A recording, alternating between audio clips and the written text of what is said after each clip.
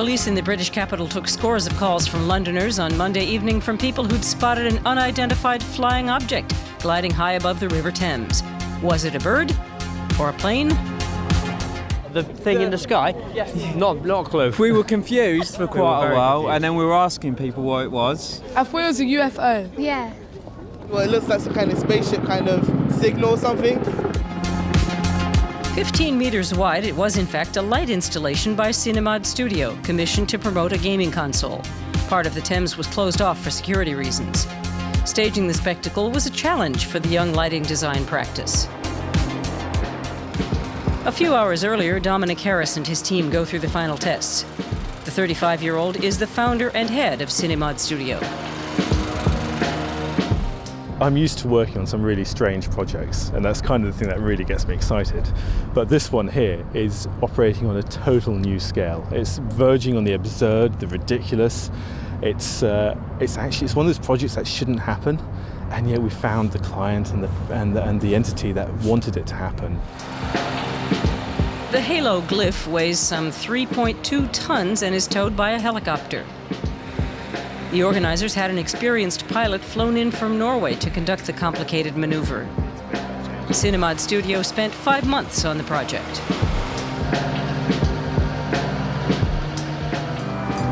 The 16-strong team comprises programmers, product designers, engineers, and electricians. Dominic Harris himself is a trained architect. The studio profits from the synergies of different disciplines. Its work ranges from small lamps to interior decoration and gigantic interactive light installations. It's a really interesting and fascinating time to be playing with light because there is so much out there, and as we move into this world of kind of digital lighting, the idea that every single bit of light, every single pixel can be individually controlled, the realms of possibility that opens up from a design perspective it's amazing. In this lounge by the Thames, Harris is also exhibiting smaller scale works of art. He sees technology as a means to an end, creating spaces or light installations like this.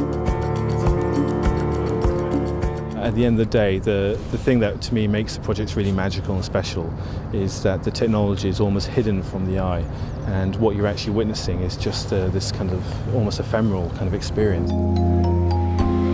September marked Harris's debut installation at London's Victoria and Albert Museum. It's called Walk the Light. Walk the Light is comprised of two primary lighting elements. The first is this physical band of white light that follows you in the space. But the second part is this ambient colour wash that we are seeing. The system incorporates temperature sensors to detect people passing through the tunnel and then follow them with a rail-mounted light. Cinemod Studio strives to actively involve the viewer in its works. One of Cinemod's most ambitious projects to date was the Peru National Football Stadium in Lima. The facade changes color as the spectators grow louder or quiet down. There's almost this idea of a social responsibility of the line designer isn't there just to populate surfaces and areas with light, but it's also we're moving to a world of kind of curation, and the lighting designer can have an active role in determining how that the new emerging urban lighting landscape can evolve and be perceived. And get people talking. And the mysterious flying object in London's skies most certainly succeeded on that point.